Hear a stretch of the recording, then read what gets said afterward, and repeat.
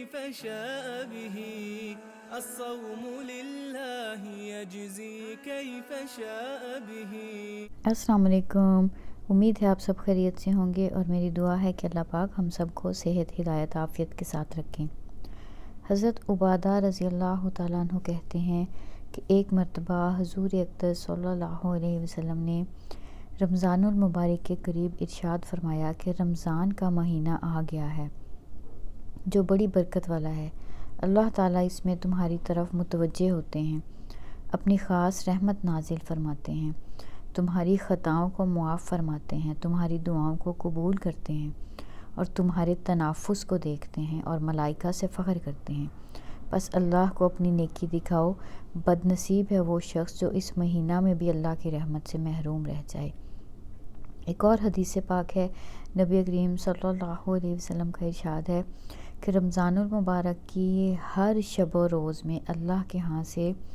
جہنم کے قیدی چھوڑے جاتے ہیں اور ہر مسلمان کے لیے ہر شب و روز میں ایک دعا قبول کی جاتی ہے۔ حضور اقدس صلی اللہ علیہ وآلہ وسلم نے فرمایا کہ اللہ تعالیٰ رمضان کے شروع میں رضوان، جو کہ جنت کے دروگے کا نام ہے، رضوان سے فرما دیتے ہیں کہ جنت کے دروازے کھول دیں، اور مالک، جو جہنم کے دروگے کا نام ہے، ان سے فرما دیتے ہیں کہ محمد صلی اللہ علیہ وسلم کی امت کے روزے داروں پر جہنم کے دروازے بند کر دیں۔ اور جبرائیل علیہ السلام کو حکم ہوتا ہے کہ زمین پر جائیں اور سرکش شیاطین کو قید کریں اور ان کے گلے میں توق ڈال کر دریا میں پھینک دیں کہ میرے محبوب محمد صلی اللہ علیہ وسلم کی امت کے روزوں کو خراب نہ کریں۔ نبی کریم صلی اللہ علیہ وآلہ وسلم نے ارشاد فرمایا کہ اللہ تعالیٰ رمضان کی ہر رات میں ایک منادی کو حکم فرماتے ہیں کہ 3 مرتبہ یہ آواز دے کہ ہے کوئی مانگنے والا جس کو میں عطا کروں، ہے کوئی توبہ کرنے والا کہ میں اس کی توبہ قبول کروں، ہے کوئی مغفرت چاہنے والا کہ میں اس کی مغفرت کر دوں، کون ہے جو غنی کو قرض دے، ایسا غنی جو نادار نہیں، اور ایسا جو پورا پورا ادا کرنے والا ہے، جو ذرا بھی کمی نہیں کرتا۔ پھر حضور صلی اللہ علیہ وسلم نے فرمایا کہ اللہ تعالیٰ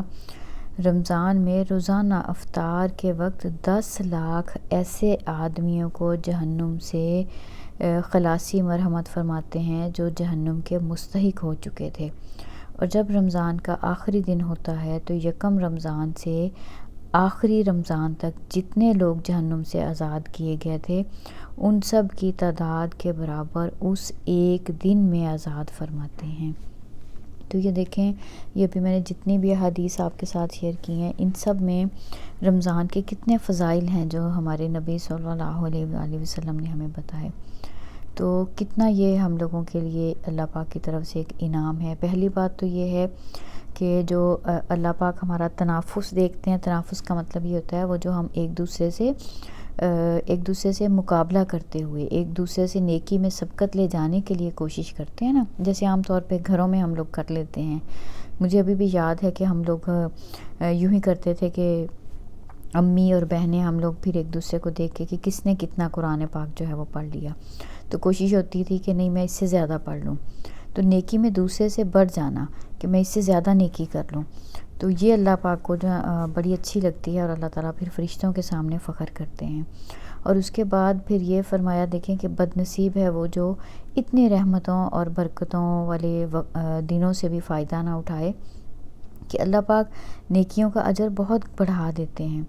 نفل عبادت کا ثواب جو ہے وہ فرض کے برابر، اور ایک فرض جو ہے اس کو 70 فرضوں کے برابر کر دیا جاتا ہے۔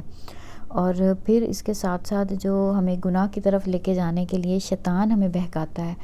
ان کو بھی قید کر دیا جاتا ہے تاکہ وہ بھی ہمیں نیکیاں جمع کرنے کے لیے، اللہ کو راضی کرنے کے لیے، نیک اعمال کرنے کے لیے